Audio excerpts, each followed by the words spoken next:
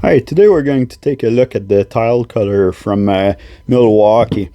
So this one is a 12 volt in the 12 volt system here.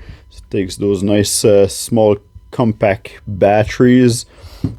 There is forward, this is reverse actually, and forward position. So I'll tell you here too which position you're at. There is this button here, and this is to lock up the wheel when you're changing your wheel and you need to loose up that Allen key, which is a 3/16 Allen key. Now this guard here move from side to side like this. You can adjust it however you want to protect you from the spark when you're cutting with this tool.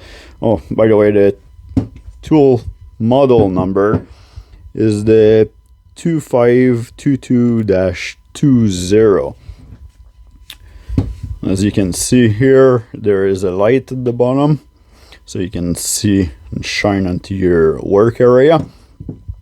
This tool here is the Milwaukee Fuel, so this is on the brushless system.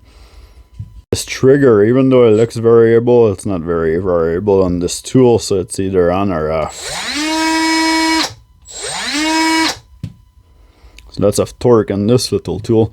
And the advantage that you have by being able to put it forward and reverse is you can control if the sparks are going like forward or backwards here towards you or away from whatever you're cutting, right? So this is a really neat feature. The tool is pretty compact. This tool is getting used at the shop, so it's mainly to cut metal and transport truck, and it's been very useful so far. As you can tell, it's not new. It has lots of hours of work, and it's still in really good shape.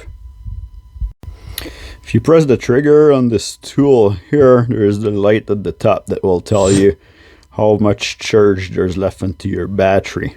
This tool cut at 20,000 RPM. It used a common 3-inch cutoff wheel with a 3/8 arbor.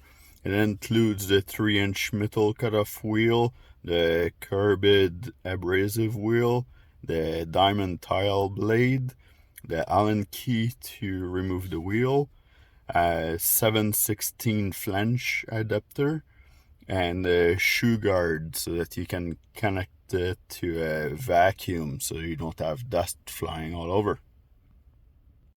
So let me know in the comment below, do you use your tile cutter to actually cut tile or do house renovation, or do you use it as a mechanic workshop tool?